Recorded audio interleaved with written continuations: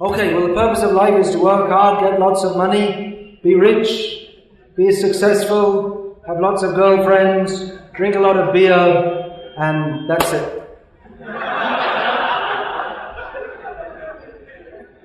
So let's get on with it. Why waste any time? What are you wasting your time for? Going to a temple? What are you going to get at a temple? You don't need free food handouts, that's all you get at a temple. It's below your dignity to go and get the free food handouts. You should study hard so you can enjoy later. Someone told me, there's one young boy studying in Bombay, there was some industrialist from India, had come there, he was giving a lecture, he was screaming in the microphone like this, work hard, be a success. What is it, some industrialist from England, I can't remember his name. So, well, most people seem to think like that, isn't it? Judging by the way people live their lives, most people think that the purpose of life is like that. You get lots of money, be a successful slave of some company, and that's it. I suppose you're different. You're coming here because, why? You're not satisfied with that. Most people don't even think about what the purpose of life is, but they just presume that the way we're programmed to lead the life, that's what we should do. Everyone just goes along with it. They don't know anything better, they never think about anything better, and they lead their lives like that. Most people, isn't it amazing? Most people don't even think that, is there a purpose to life, or what it is? They just go along like blind sheep, and they become very proud if they get you see what is some advertisement, what is that NIIT has some advertisement that I want to graduate into a 5-figure salary. So, and they want to get your money so that you come and you'll come and study with them with the idea that you'll earn more money. But most people never question it. Well, is there anything more to life? Is there actually any purpose to life? This shows that for all their so-called advancement, modern man or modern human beings are actually, in terms of level of consciousness, not higher than the animals. As Srila Prabhupada used to say, you're very proud of your civilization, but what are you doing? The dog is running on 4 legs and you are running on 4 wheels. But what is the difference? The dog is looking for ahara nidra bhayamaitum. The dog is interested in eating, sleeping, mating and defending. And the human society, for all its big buildings, big multinational corporations, big stadiums and Nobel Prizes and universities, everyone's life works out to ahara nidra bhayamaitum, eating, sleeping, fearing and having sex. And sometimes they write poetry about it, or they write novels about it, or they make sociological or psychological studies about it and think that this is very advanced. But actually it's just on the animal level. Human life begins Atato Brahma Jignasa. Now we have attained the human form of life, we should inquire into spiritual reality. What is the actual purpose?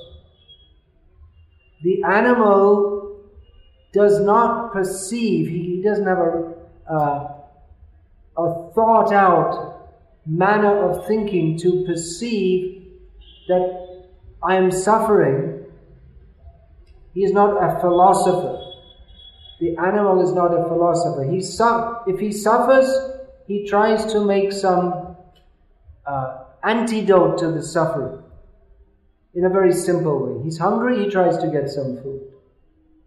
He's cold, he tries to find some warm place to sleep.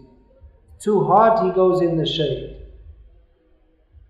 Human being should be intelligent enough to think that I am suffering. Why? What is the purpose of life? Now, some people will say that, well, there is no purpose to life. When faced with the question, what is the purpose of life? They say that there is no purpose. This is foolish. It is foolish to say that there is no purpose when everything we do is with a purpose.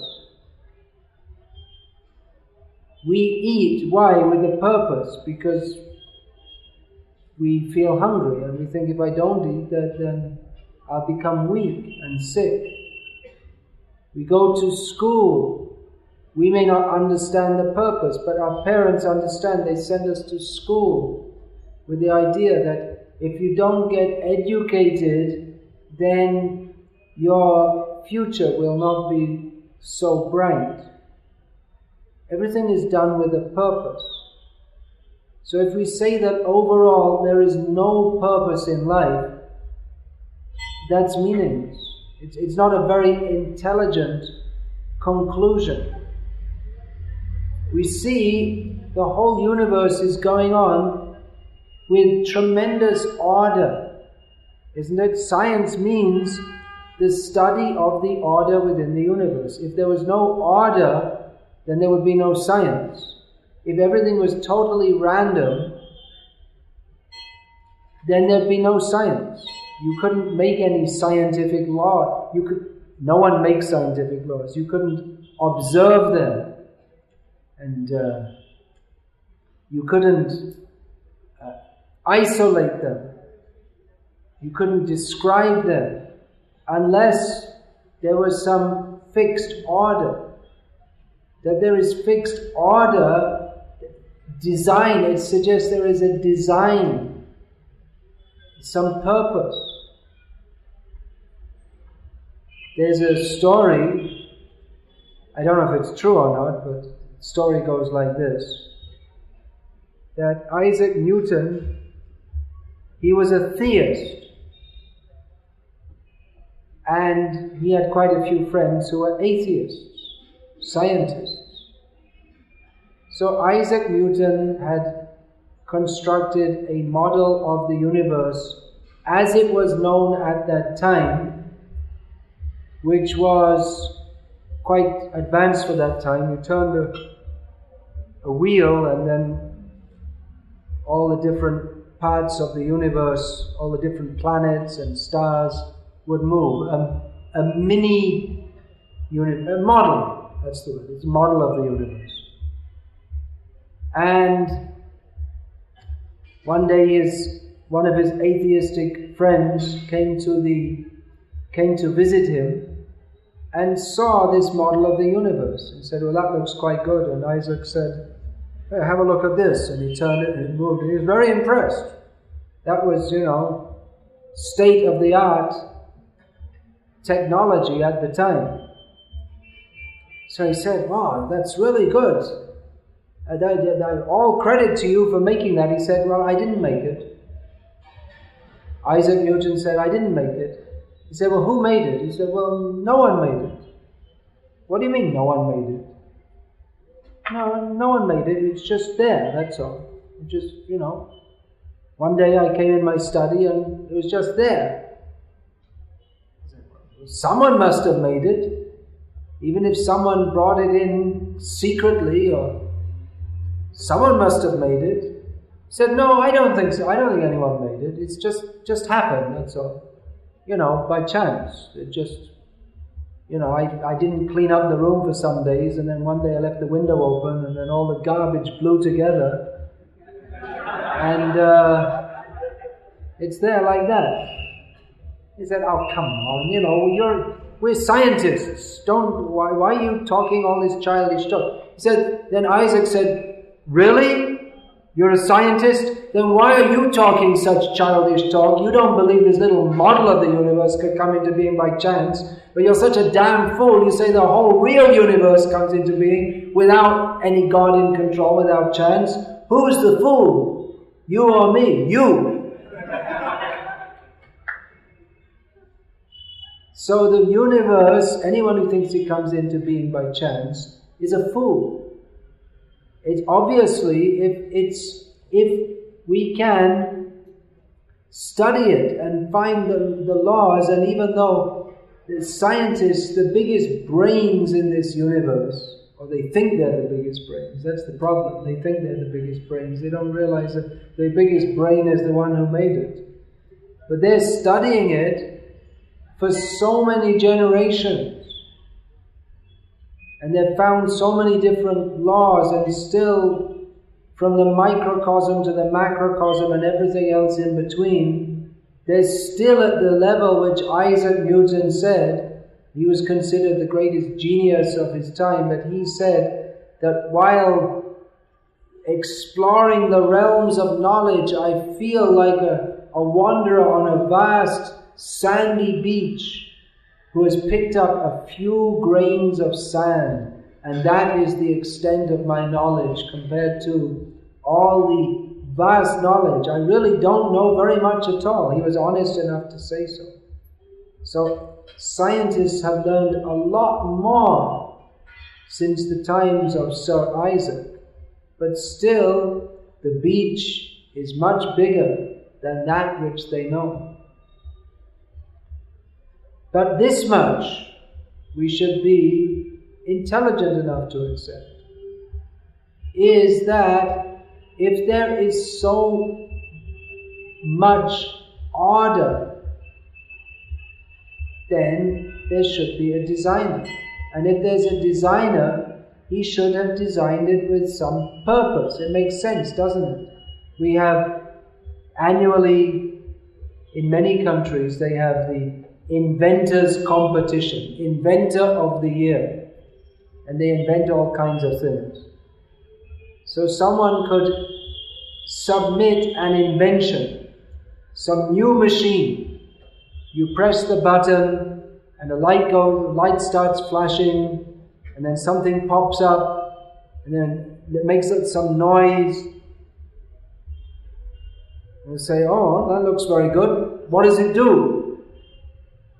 Doesn't do anything, it's just a machine, that's all. Well, what's the purpose? There's no purpose. I just designed it and it's a machine. So you're not going to win the prize, are you? No one's going to purchase such a machine that has no purpose. You don't go to the trouble of designing something with no purpose. So, first of all, if you say that the universe, it's very, very finely tuned, extremely complex system, but it just happened by chance. That's foolishness number one. And to say that there's no purpose behind the universe, that is a concomitant foolishness. This is why this purpose of life, most people don't think about it. They just think, yeah, eat, drink, sleep, be merry and enjoy, because tomorrow we'll all be dead, and when we're dead, then everything's finished. People don't really think about it, but people, by their actions, we can understand that people think that the purpose of life is like that. Get money, get a job, and go to America and, have what they call a successful career. Enjoy yourself, which means, have a lot of sex like an animal, and drink lots of things which poison your body. Intoxicant. This beer and whiskey and all that, they're intoxicants. Intoxicant means it's toxic. It means it's poisonous. Anyway, people, they think they're intelligent, but they're just drinking and boozing and partying because they're it's advertised that you should do like this. They don't think about it. Why should I do it? No one feels happy by doing it, but the propaganda is there, and they think they're intelligent because they have a university degree, but actually they're not intelligent at all because they never think, what is the purpose of life? They never even think if there is a purpose. So, congratulations.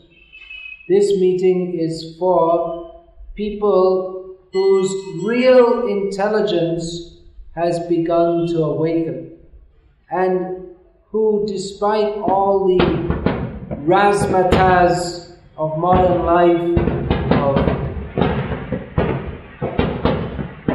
working hard and getting lots of money and spending lots of money and acting like a sophisticated fool, that there are people who have enough real intelligence to consider that beyond all this frantic way of life, there may be some higher purpose. So let's discuss that. What is the purpose of life? This is the proper question to ask. Anyone who doesn't even ask this question is living like an animal. Only a human being can ask this question. What is the purpose of life? To ask this question is a sign of real intelligence, and it's a sign of real intelligence also not to be satisfied with a wrong or an incomplete answer. There are many people who are anxious to tell you what is the purpose of life. Like you're saying, most people are they're programmed, work hard, get lots of money, drink Coca-Cola, drink beer, party, have lots of girlfriends. Why do they think like that? Because people are telling, do this, through the mass media. Then when you join some company, someone was telling me he joined some airline company, and then they took them to Bombay for training, and the main thing seemed to be to make them to want to initiate them into boozing and womanizing. That seemed to be the main purpose, because if you get people to booze and womanize, then you can manipulate them very easily. That's why it's promoted so much in the modern age. Then you can just get people to work hard without thinking, because they work and then they booze and they... Anyway, I don't know what the slang words are here, but something with a woman. And you do that, and then all your intelligence goes, actually. You become a prime fool. So, one should be intelligent enough also to find the right answer. There are plenty of people who will tell you what the purpose of life is, but most of them don't have any real idea at all. Or they have an incomplete or imperfect idea. So what is the purpose of life? One time I was present in a darshan with Srila Prabhupada, the founder of this society. Great devotee. We don't know how great he is. He's so great. Anyway, I was sitting in a darshan. It was actually an interview with a journalist of the London Broadcasting Corporation, some radio company. So he asked Srila Prabhupada this question: what is the purpose of life? Now, most journalists aren't intelligent enough to ask such an important question. They just ask stupid questions like, why are you dressed in clothes like that? And why don't you do ordinary jobs? And just stupid questions. But he was a very good journalist, and he very humbly and submissively asked Srila Prabhupada, what is the purpose of life? And I was pretty sure that Prabhupada is going to answer, the purpose of life is to understand God, or the purpose of life is to perform austerity. I thought Prabhupada would answer with one of these two answers. But Prabhupada answered unpredictably. He said, the purpose of life is to enjoy. I was surprised. Probably everyone else in the room was surprised too.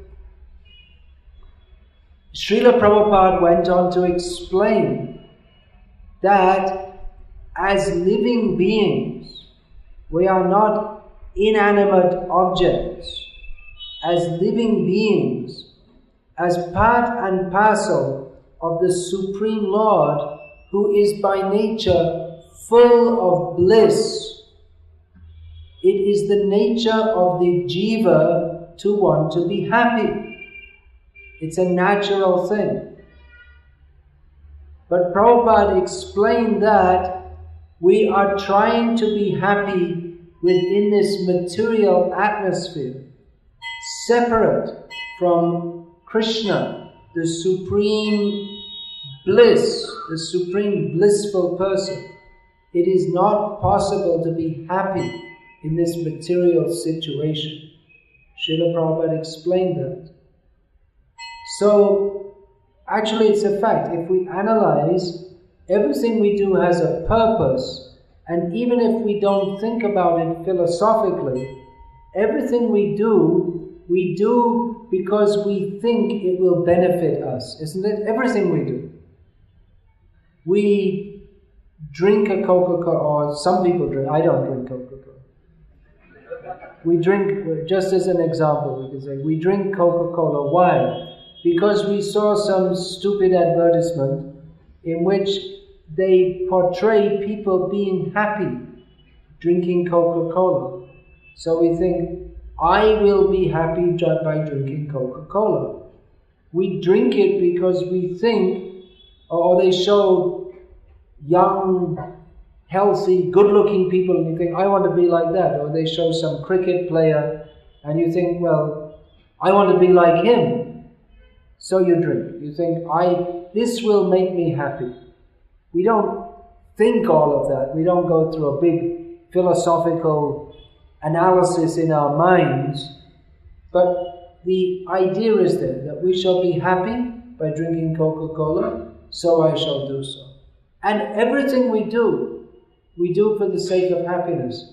Even if we help others, we do so because we think that I will feel good about myself, other people will praise me, and I will get some punya, so in a future life I will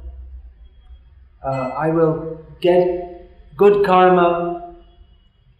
Or there are books like How to Win Friends and Influence People and The 7 Habits of Highly Effective People, in which more or less the idea is that I scratch your back and you scratch mine.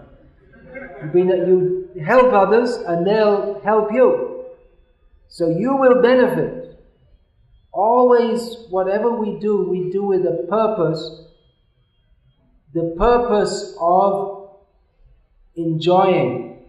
Enjoying means we will enjoy our senses and we shall try to avoid those things which impede our enjoyment. Just like we feel hot, we turn on, so that's uncomfortable, turn on the fan. We don't go through a big philosophical thought. I am hot, I don't want to be hot, I will turn on the fan. We don't think we turn it on like that. But we do it even without thinking because we think that will benefit me. But an intelligent person, he analyzes and sees that whatever we try to do within the material atmosphere, we're only doing it for the sake of happiness, but we don't become happy. The result is unhappy. unhappiness. We have to suffer. Janma, mrityu, jara, vyadhi, dukh. We have to suffer birth, death, old age and disease. Adhyatmik, adibhotik, adidaivik, klesh. We suffer because of our own bodies. If there are so many diseases that we suffer, and we suffer mentally due to anxiety or depression or lust. Lust is also suffering. People think that lust is enjoyment, but actually, as Lord Krishna describes in Bhagavad Gita, dushparena analenacha. It actually burns the heart. There's an actual feeling of burning. It's actually an unpleasant feeling. But we have the idea that if I indulge my lust by sexual activity, that will make me happy. But that's another illusion. It doesn't make us happy. So we think that, so adhyatmik, then adibhotik klesh means that other living beings also give us trouble. Other human beings give us trouble in various ways. And even there are tiny little insects, bed bugs, or they're in the chair, little bug, tiny little thing.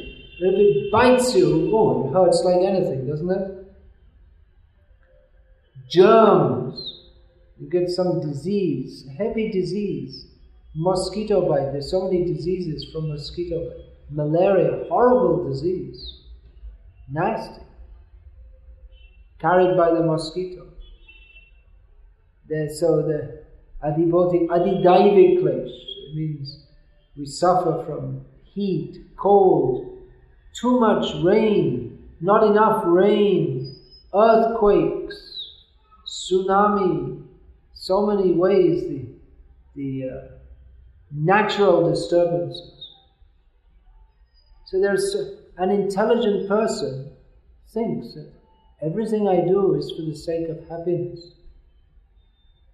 But despite all the best endeavors I have, and not only me, but everyone else, everyone has to suffer in this material world. Why? Now, if we ask this question, we can answer it in various ways. One way of answering it, Sigmund Freud, he analyzed that all of our problems come because of sexual inhibitions. Wrong analysis. The conclusion of that is that we should all give up our sexual inhibitions and have more sex and don't worry about it, then you'll be happy. But it's not true. Modern society, in the Western world, this free sex has been promoted largely based on Freud's theories, but it hasn't brought about happiness in society. Western society has got more problems than any society in known history. And India is copying that now. And surprise, surprise, all of a sudden, Indian people have so many psychological and social problems. So many students committing suicide and suffering depression and schizophrenia. It didn't used to be like that. It all comes from aping the wrongly motivated, highly materialistic civilization, which is based on free sex. Apart from all the mental and social problems it causes with breakdown of the family and so many problems, there are also AIDS, so many venereal diseases. So Freud got it wrong, and the whole world has got it wrong. Sex is not the solution. And there are others who say that it seems like absurd. It seems, you see, everyone's working hard and trying to be happy, but no one's happy, then it just seems like absurd and they can't find any meaning in it, and therefore they come to the conclusion that there is no meaning, there is no existence, that everything is simply an illusion. Nothing actually exists. This is the philosophy of Buddhism and Jainism, that nothing actually exists. It's all just an illusion. But then, even then, to explain or to try to help us to understand that nothing actually exists, there is nothing, then they have to make a big, elaborate philosophical structure to explain it. So if there's nothing, then why or how is a philosophical structure there to uphold it? There's a big philosophy to explain that there's nothing. And if you don't understand that philosophy, then you got it wrong. But then there's a difference between self-realization and non-self-realization. Well, not self-realization, because there is no self. They observe the absurdity, but their proposal that actually there is nothing, that's even more absurd. To say that there is nothing. And then they have a philosophy. And then if there's nothing, then there's just nothing. You don't make a mathematical, or you can't make an analysis of nothing. Is it? You're going to write a PhD thesis on nothing. You submit it. A big block of paper with nothing written on it whatsoever. This is my PhD thesis. And what do you get from that? Nothing. You don't get a PhD. You have to write something. So how can you make a philosophical abstract to describe nothing? That means that if you make a philosophy, Buddhism, there's philosophy.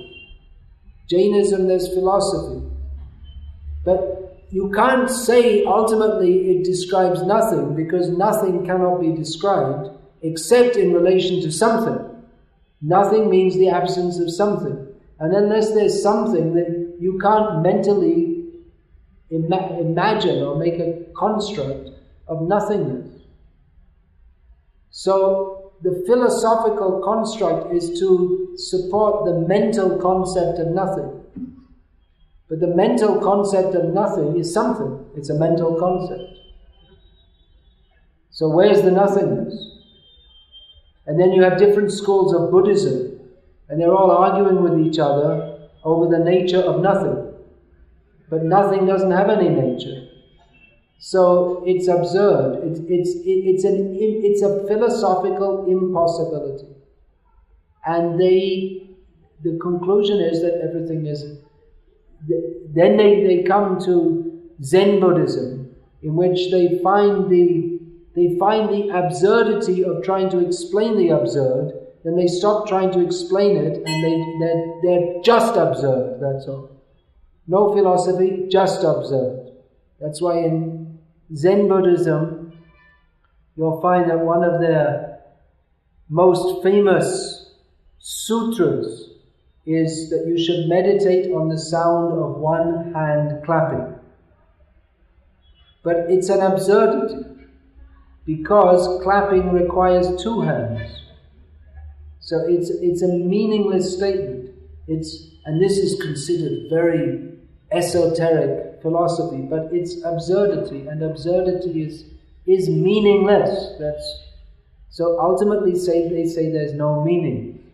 This, interestingly, the ethos of modern society comes to the same conclusion. They say that there is no God in control, there is no designer, that everything simply exists without any particular reason. They don't say that, but that's what it comes to. So it comes to absurdity or meaningless. But because by nature we do everything for some purpose, we can say that there is no meaning to life, but we cannot stop at every moment in everything we do acting with some purpose. And even if we say that life is meaningless, we say that with some purpose. If we say that life has no purpose, we do that to try to convince, the purpose of saying that is to try to convince ourselves and others that life has no purpose. So you can't avoid that there is purpose. But Buddhism or the modern non-philosophical, just there's a big bang and then there's Coca-Cola and then they try to avoid any philosophy. But that in itself, even though it's unstated, is a philosophy of meaninglessness. But that the philosophy of meaninglessness doesn't satisfy the soul. You can say, well, I don't believe in any soul. But then who are you not to believe? Who are you? You don't believe that there's no soul, but who are you? And say, well, I'm me. That's me. I'm pointed at the body. But you say it has no ultimate meaning. The body, it's born and it dies, so it has no ultimate meaning. So I'll punch you in the face, and it doesn't make any difference. According to you, it's just a bag of chemicals.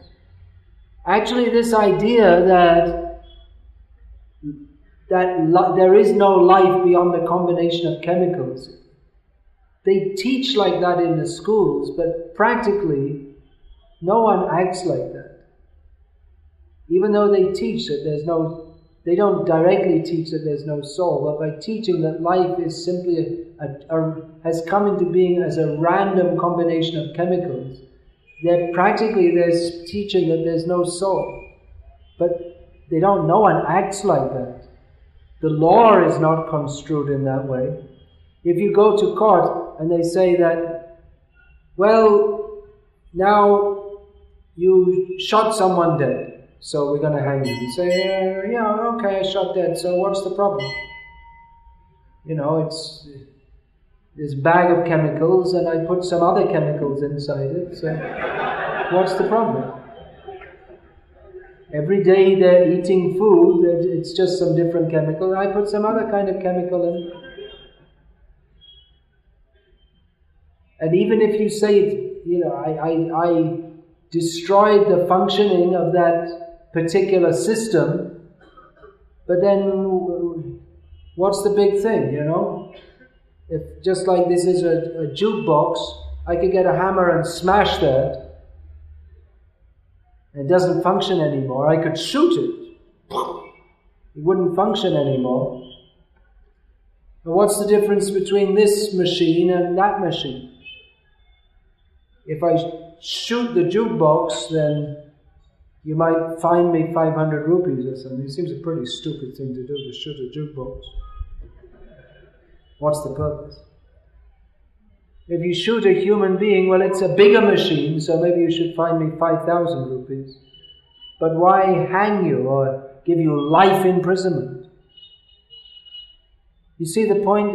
We don't act like, we give a lot more importance to the living machine, especially to the human being, than to an inorganic machine. But according to the idea that life is simply has come into being due to the random interaction of chemicals, then we shouldn't give any more importance to human beings than to any other machine. But we do. Why? It doesn't make any sense according to that theory. Inherently, we can all understand that there is more to life. What time are we supposed to finish? 8:30. Okay. There is more to the living being than simply some chemicals. Therefore, we are concerned. We think, what is the purpose of life? We don't, on a low level of consciousness, we can be satisfied with eating, sleeping, boozing, effing. We can be satisfied with that. On someone who's on an animal level of consciousness, one who thinks more deeply, they won't be satisfied. They'll think that, well, what's it all about? Why am I here? What is the universe? What is my role in the universe? How does it all come into being? How can I attain real happiness?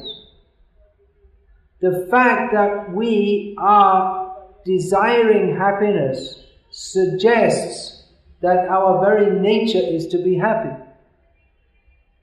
Otherwise, why should we desire? Why should we strive for happiness? Everything that we do for the sake of happiness, either immediate or with the idea of some future gain of happiness. Just like you may study, that doesn't give you immediate happiness, but the idea is that by doing this, I'll have a greater opportunity in future to pass my life in a way that it's worth investing the time and energy in this study so that my future situation will be better. So everything we do for the sake of happiness, an intelligent person sees that there is no real happiness in this material world. And even if you do get a nice wife and a nice house and lots of money and respect and prestige, and you don't have a nervous breakdown and you don't have a heart attack before you're 30 and you don't get AIDS and you don't have high blood pressure and your children don't become prostitutes and everything's nice. It's not very common, but everything goes nicely. And then you die. So, even if it is nice, which it isn't mostly, but still you have to die, which isn't fun. Let's go for a school outing. Let's have some fun. Let's go to the geriatric ward and watch all the people dying. It's not fun. No fun in dying. Anyone like to die? Now? Someone always puts their hand up, but they don't mean it. We're not allowed to kill you, but we'll, if you really want, we can give you a good thrashing.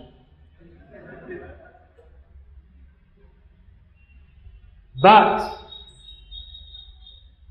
as we learn from the Vedic literatures, we have to die again and again and again.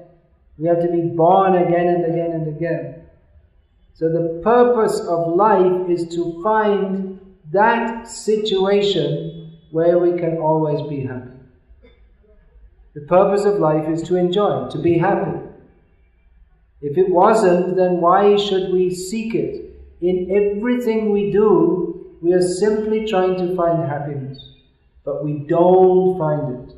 Maybe a little bit. Just like when you drink Coke, okay, there may be some little happiness in it. Not as much as they advertise in the advertisement, but something. Especially on a hot day, feeling very thirsty, you drink Coke. The thing about drinking Coke is that by drinking these sweet, soft drinks, that 10 minutes later you feel thirsty again. It doesn't actually slake your thirst.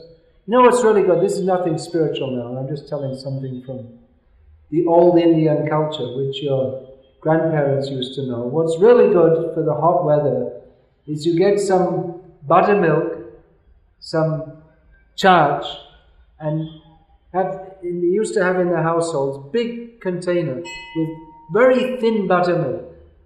Just drink that time to time. It'll much better thirst quencher and will keep you cool. Much better than Coke or anything else. Better than fridge water. It actually cools the body down. So there you are. There's some grandmother's wisdom. How to keep cool in the summer.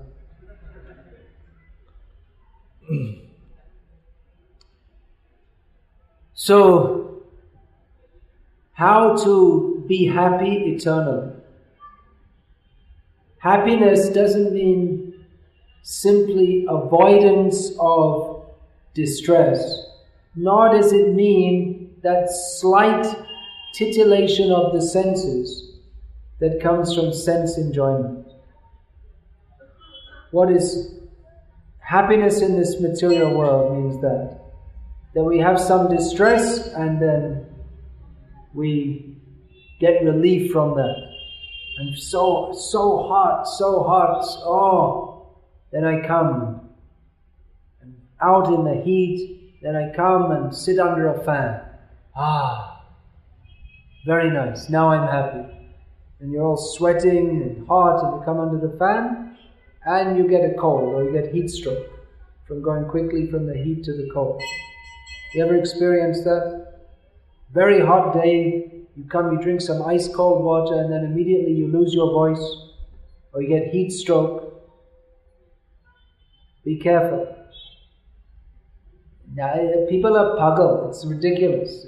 Previously in India people had more intelligence.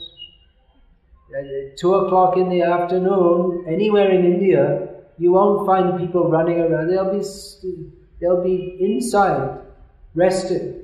But nowadays, 2 o'clock in the afternoon, in the middle of May, you'll find all the streets in Pune jammed with traffic. It's insane, isn't it? This is progress. People are running around, making some money so that they can have an air conditioner.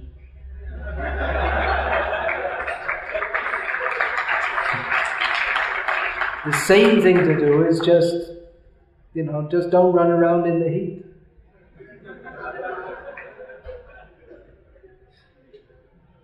It's ridiculous. People are so stupid. It's just unbelievable.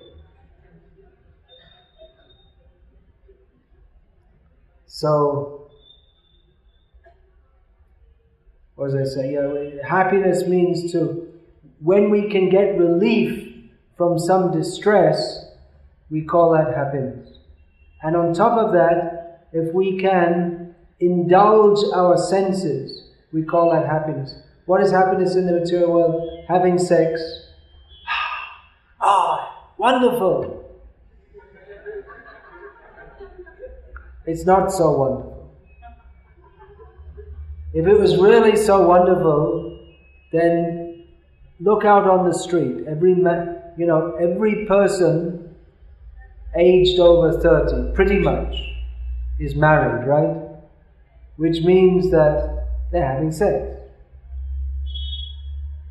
Everyone looks blissful, ecstatic. Of course, in a progressive city like Pune, then you don't have to get married to have sex. Whatever. You see people are having sex, but they don't look, they're not happy by having the opportunity to have sex because it doesn't bring happiness. It brings maybe some immediate titillation of the senses, but it doesn't bring the happiness. In Srimad Bhagavatam, it's very nicely analyzed. Shruti Sukh. It means we've heard about it, we think it should make us happy. It's imagined. The imagination that we shall be happy, that's the happiness. But the actual act of sense gratification, whatever it is, riding fast on a motorbike, we imagine it will make us happy, but it brings some titillation of the senses. You can say some brings some euphoria, but it doesn't satisfy the soul. It doesn't bring actual happiness. What we imagine to be happiness by titillation of the senses, that's got nothing to do with actual happiness, which is a much deeper, real, sustained experience. The happiness of sex, finished. Do it, finished. Few seconds. Then afterwards,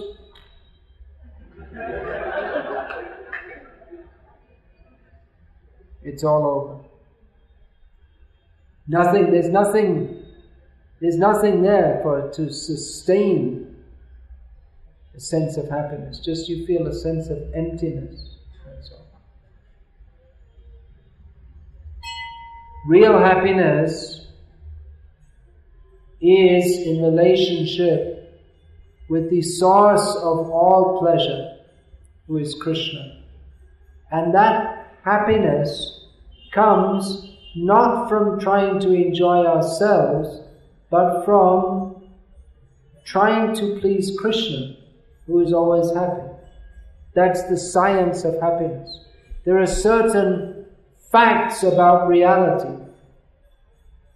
We can't learn all of them from science, because science only deals with what we can observe. And the nature of the soul by nature is supramundane. Science means to study the material world, but the soul by nature is not material. People say, prove that there's a soul, prove that there's God. There is no material means to do so, because by definition, the soul is not material. Therefore, you cannot measure the soul, or you cannot capture God and put him in a cage like a monkey and do some biological studies. So, it's foolishness to consider that we can understand by any material means the soul and God, but there is a spiritual science. There is a different process by which we can understand the soul. It's not exactly a mental process. Beyond the intelligence is the soul. Indriyani pararyahur indriyega paramanaha manasastu parabuddhe yo buddhe paratastu saha. The highly intelligent Vedic seers, actually this is spoken by Krishna, this verse. This is an Upanishadic statement, the rishis, who are the seers. Rishi means mantra drashta. They can perceive the reality in the universe, the subtle reality. They can see things that we don't see by spiritual elevation. So the Vedic mantras say, it's a very intelligent analysis. We can understand this. But it goes beyond intelligence to tell us that mostly people are on the sensual platform. This is the animal platform. How can I enjoy my senses? But beyond the intelligence is the mind. Beyond the mind means thinking how to... that we don't just act, but we consider how to act. There's more, the lower animals, they simply act impulsively. But even the higher animals, they can think a bit about what I should do. You can train monkeys. They have a little more intelligence. But they don't, the intelligence is expressed through their mental activities, how to indulge in the senses. So ultimately they haven't come to the platform of real intelligence. That is the difference between the mind and the intelligence. The mind simply has mental functions, but the intelligence thinks more subtly. Not simply about, real intelligence means not simply to think about how to indulge our senses, but to go more subtly and more deep to consider what is the purpose of life. So this Krishna says in Bhagavad Gita, Indriyani praniyaha indriyebhya param manaha. The mind, the mental platform is above the sensual platform. And the manasastu para buddhe. The intelligent platform is above the mental platform. And yog buddhe paratastu saha. And the spiritual platform is beyond even the platform of the intelligence. So if we are to find out that which will actually make us happy and fulfill our purpose of life, the first thing is we have to understand who we are. Because we think, I am the body, we think that we shall be happy by indulging the senses of the body, but one who is intelligent sees that simply indulging the senses of the body doesn't make us happy. So then we try to come to the mental or intellectual platform. And we have science, poetry, music, but that doesn't save us from birth and death, and that doesn't fulfill the inner need of the soul. So by the intelligence is the intelligent platform, that is the platform of Vivek. That is, the intelligence is next to the soul. Because by the intelligence we can start to consider that there is something more than the simply what we grossly perceive in this world. Then if we are to get knowledge of the spiritual platform, that's called Atma Gyan, then we have to take that knowledge from persons who have transcended the bodily platform. We have to take knowledge from beyond the platform of eating, sleeping, mating and defending.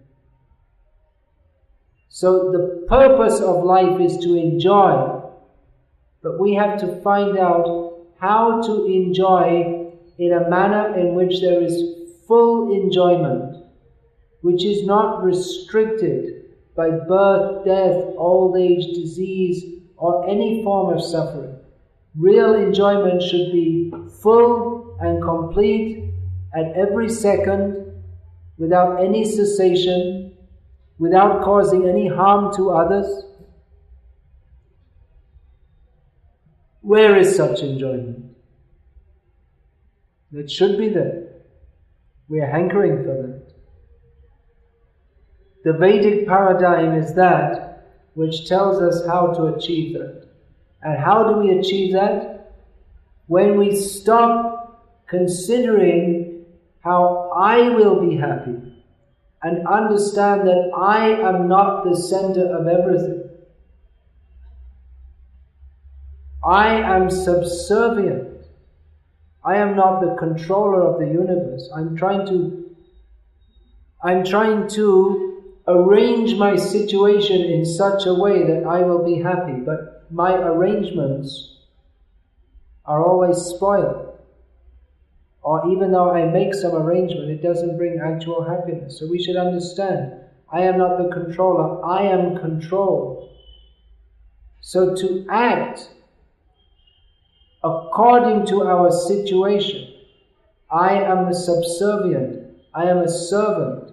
I have to act in a manner that the Supreme Whole, who is the Supreme Happiness, will be pleased. My happiness depends on others. However hard I try, I cannot make a situation in which I will always be happy.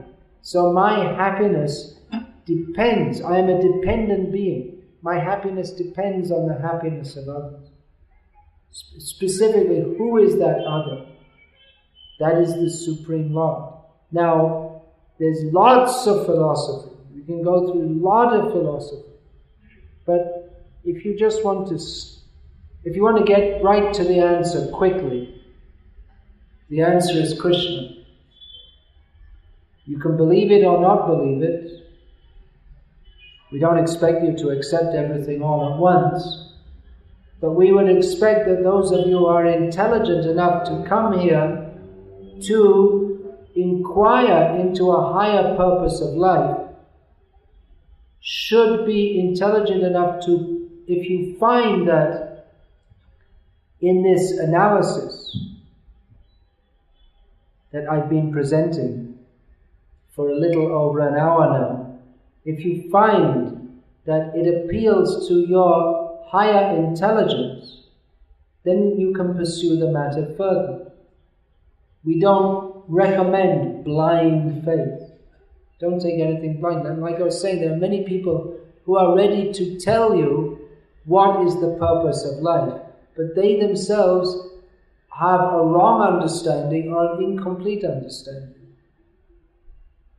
Just like I was raised in a Christian, or nominally Christian family, and I was told that we should believe the Bible without question. But then I thought that, well, some people say to believe the Quran without question. And in the Bible, it's presented with some kind of philosophy or some kind. It's presented for human beings, not for animals.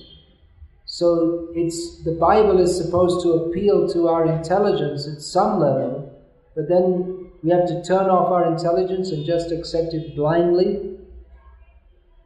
So I wasn't very satisfied with that.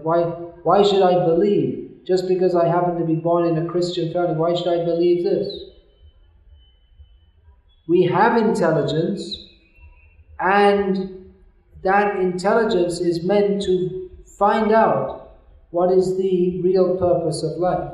We can't understand everything simply by intelligence, but if we come in contact with the highest intelligence that can explain to us in a manner that is satisfying to our intelligence what the ultimate purpose of life is, then if we are actually intelligent, we should be ready to accept that.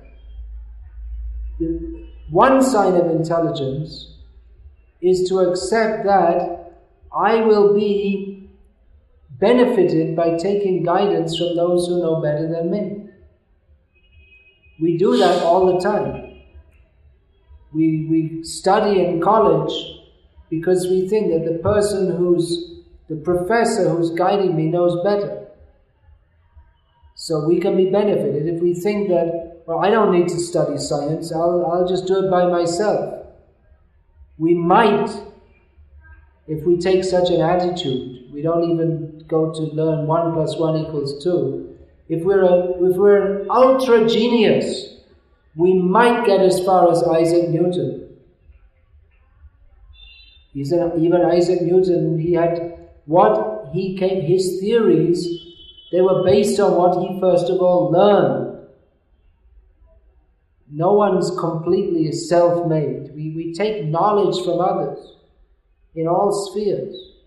So one who is intelligent will be willing to take knowledge from others of the purpose of life. But take knowledge, don't be cheated. Don't accept something incomplete, don't be lazy. If we're to understand the purpose of life, we shouldn't accept any tinker who comes along and says this is the answer. Find people who are self-realized, who know what is the truth, not from their imagination. This is another bogus thing, endemic in modern Hinduism. Someone comes along and speaks a few mantras and talks all nonsense, and foolish people follow them. But an intelligent person should try to understand what is the system for understanding this knowledge. There is a system. If there's a purpose, then there should be a systematic way of finding out that, or of becoming aware of it. There is a systematic system. First of all, we have to see what is the goal. then there's the systematic process for attaining that goal, which is, to put it briefly, love of Krishna. The purpose of life is to enjoy. That enjoyment comes when our heart is full with pure love for Krishna. There is a process to attain that. Why do we not have that now, if that is the purpose of life? Because our heart is covered by misconceptions about the purpose of life. And therefore we think that the purpose of life is to enjoy forgetting Krishna.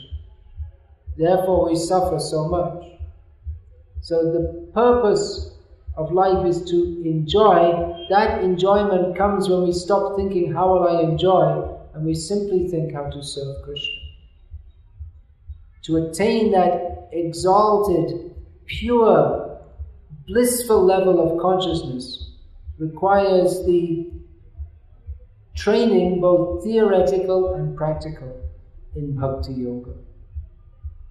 So the purpose of life, if you want to accept it from me, is to enjoy. But don't accept it from me. Why should you accept it from me? But it's not me. If it was just me that was saying, that wouldn't be very meaningful, because anyone can sit on a big seat like this, and if they have enough chutzpah, there's a word in Yiddish which has come into American English, that means gumption, or just, courage, not just, just shamelessness. That's another word you could say, translated as. If you have enough shamelessness, you can just get up on a big seat and talk any nonsense. I'm God. I'm the source of everything. You should all bow down to me. People say like that, either directly or indirectly, and people bow down. They're foolish. So don't just believe me because what I'm saying it, but believe me because what I am saying is on the basis of Shastra, which is the ancient knowledge of the universe and beyond. Because it is accepted by all great self-realized persons. There's a system of checks and balances. Hare Krishna. I'm going to finish there, the lecture, and open up for questions and answers.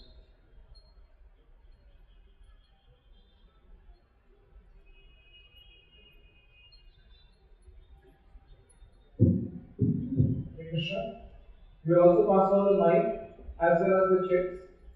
We don't have who is giving them. So those who want to ask directly the question will raise hand. The mic will come to them. Else, you can write your questions on the checks and send them ahead. We'll give them the manage. Any questions?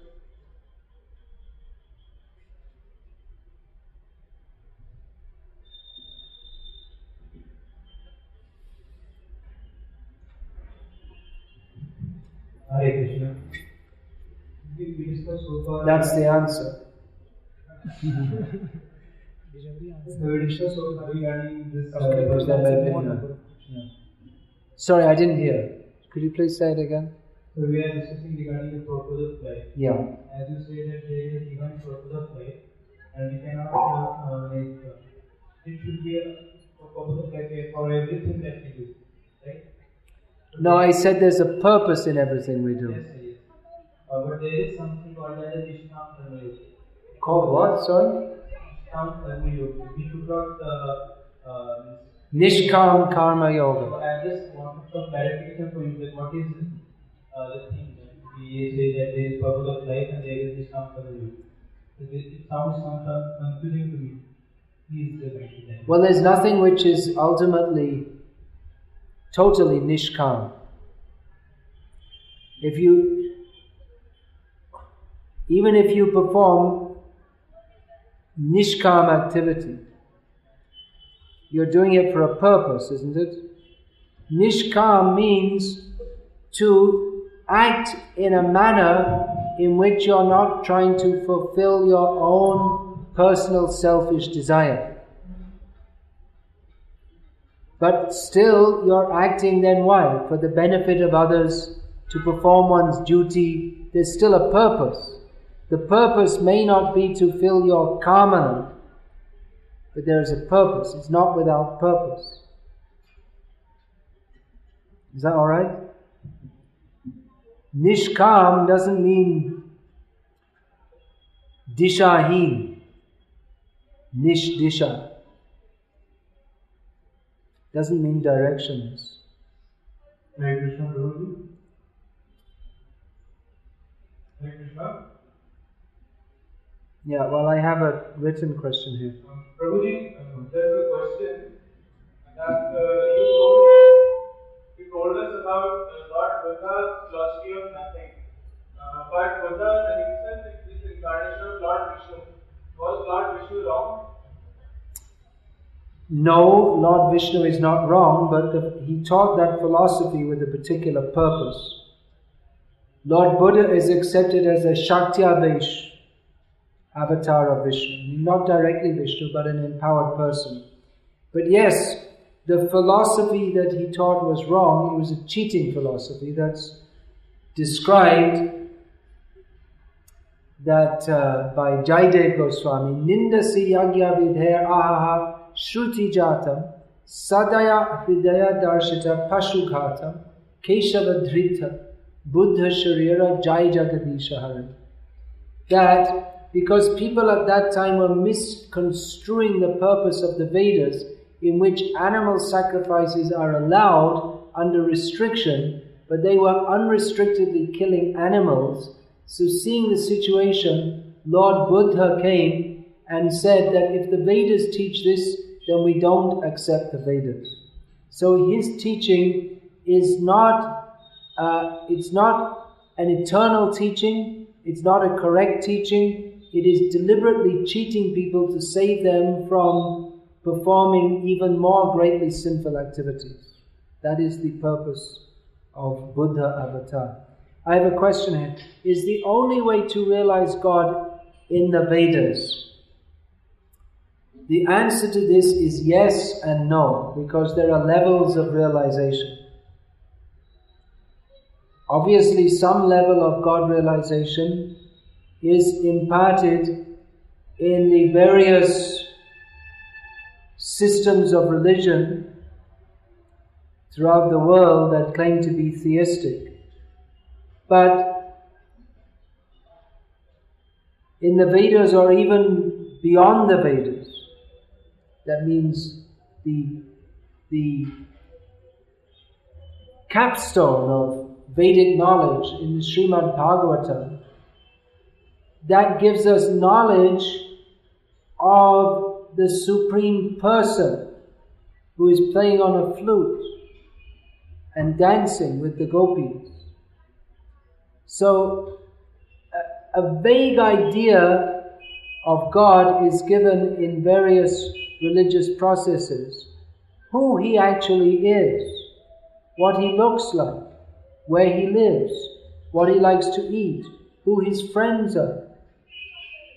Rasagyan, knowledge of God, means interaction with Him, which produces ras, prem, bhav. That is given in the Shastra.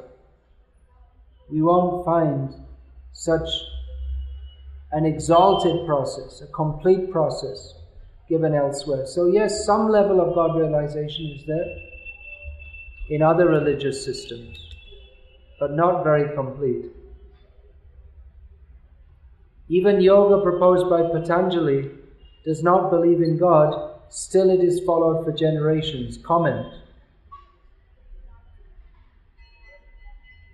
I don't know, what's the point? There should be some question. And I could make all kinds of comments. One comment is, don't follow Patanjali Yoga. Chant Hare Krishna.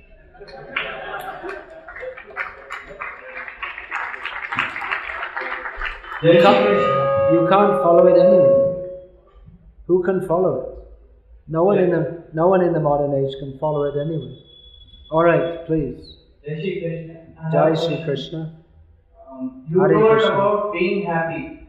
How can you define happiness in this material world? What we have heard is sense gratification or satisfying our senses. But what is true happiness then? Yeah, well, Can you define it? yeah, in this material world, How can soul be happy? that's what I was saying. This material world, the happiness is shrutas sukh. It's imagined happiness. Real happiness means when we're in contact with the source of all happiness, who is Krishna. The soul is in his happy state with Krishna. That's the answer. Shri Krishna Sharanam Mama. Take shelter of Krishna. As Krishna knows everything about his children, then he should be knowing how much affection and love we have for him. So do we need to give him proof by chanting? I don't understand why we should chant so much. That's because your so-called affection and love is not affection and love at all. You're bluffing. You may be trying to bluff me. You may even bluff yourself, but you're not bluffing. You can't bluff Krishna. If you actually have love for Krishna, then naturally you'll want to chant his name. Oh, I love Krishna so much, but I don't want to chant his name. Why should I chant his name? Naturally, if you love him, you'll chant his name. Just like a man comes home from work and his wife is there and he said, well, do you have anything for me to eat? No, but I love you so much, so why should I bother cooking for you? It doesn't make any sense. I love you. I'm not going to do anything for you. You should know that I love you. What is the meaning of love? It's just talk. Meaningless. Just like human beings have purpose as destined by Krishna, why should an animal have any purpose? Animal is also jiva, but in a situation in which his consciousness is more covered. An animal cannot go beyond any purpose than eating, sleeping, mating and defending. He's far away from the platform in which he can find out the purpose of life. We take animal bodies due to misuse of the human form of life, due to sinful activities. As you said about the Bible, to believe blindly, isn't it true in Krishna consciousness that after a certain level we have to believe blindly, faith? And if not, blindly is different from faith, then please put some light. Well, there's blind faith and there's reasonable faith. When you go to college, just like I often give this example, mathematics, when we were studying mathematics, we did some algebra, trigonometry, and then one day the teacher on the blackboard put a big squiggle with a line halfway on the right side, with a line on the right, then a couple of brackets, one above and one below. And we didn't know what it was about, and he said, now I'm going to show you about calculus. So we'd heard the word calculus, and we didn't know what's that big squiggle there for. So we didn't know what was calculus, and we saw on the board this thing, didn't know what it meant, but we had faith that there is study of calculus, and the teacher knows about it, and he understands it, and he can impart that knowledge to us. That is faith. We had faith, but it's not blind faith, because it's reasonable to presume that there is the knowledge of calculus and that the teacher can teach us. So blind faith is like I gave the example. If someone comes and says, folks, I'm God. Open up your purses, give me all your money, and I'll bless you. This is blind faith. There's no grounds to believe. But if you see, we know that there's an accepted body of knowledge called mathematics, which is accepted by all mathematicians, so that even though I don't understand it, I should be able to understand it, because I know there are many other persons who do understand it, not just now, but in the past. So similarly, if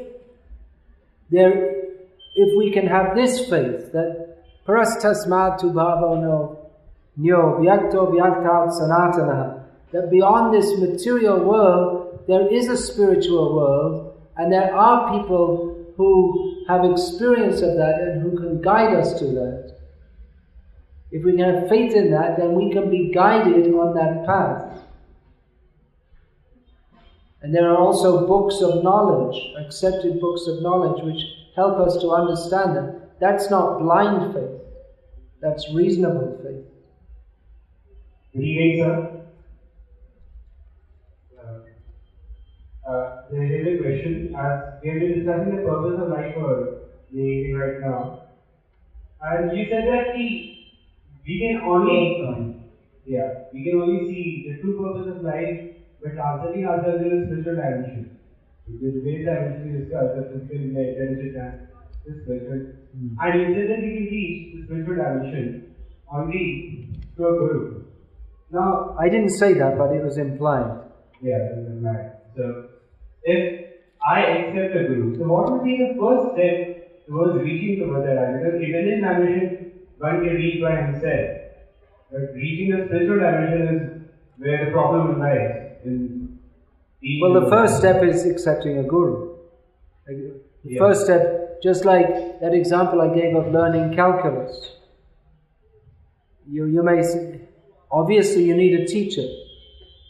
Just if you take a book, you can't learn calculus. Yes, if I accept you as my teacher, then what will be the first step you will suggest to me to reach that dimension, to reach the spiritual dimension, that I can really realize my purpose? Well, there is a whole process of bhakti yoga. It's not just one thing, there are several things to do. We have to accept those activities which will help to purify our consciousness, so that we become eligible to come to the spiritual dimension. So there are certain do's and don'ts which will help us to purify our consciousness. The do's are, do chant Hare Krishna. Do come regularly and hear, because you're not going to learn everything in one session. And also the hearing in Krishna consciousness is not just a matter of amassing knowledge, but because the discussion is about Krishna, it actually purifies our consciousness. So do accept Krishna prasadam. And don't. If we want our consciousness purified, that means purified from lust, greed, anger, envy, illusion, and so on, then don't indulge in those activities which will increase that. For instance, watching the TV, reading cine blips. These activities will increase our illusion. So there's a whole program to be accepted. There's a book I made which gives practical guidance on how to execute these activities. It's called A Beginner's Guide to Krishna Consciousness. It's available here. It's not a substitute for personal guidance, but it helps. Just like there's no substitute for having a teacher, but it's good to have the textbook also. So the textbook is available here. But you have to come regularly and hear also. I've been told to make the answers quick because there are a lot of questions. So any one of these questions we could spend all night with. Many of the youth, especially the so-called intelligent youth, seem to be trapped. What is this? Spiritual, I can't read, is it spirituality or spiritually? Of sexuality. As we are growing up in both ways, being sexual and sensuous, also spiritual young human beings. Both domains sound equipotential. Sexuality and spirituality. How to get out from this? Then come to the spiritual sexual platform. worship Radha and Krishna. That is the original sex. That is not gross. That is not degraded. By understanding that our endeavors to enjoy sex are the perverted reflection of Krishna's sex life, which is free from any vulgarity. That is complete purity. Krishna's attraction for Radha is based on her total love for him.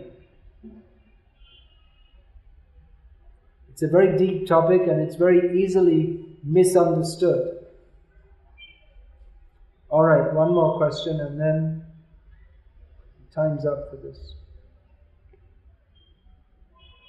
You gave an example of a person that why to follow him if he says that he is God. Then why do I follow Krishna and chant his name? Even if he gives liberation, it will be after death and I don't remember anything after this life. Then you become an ostrich.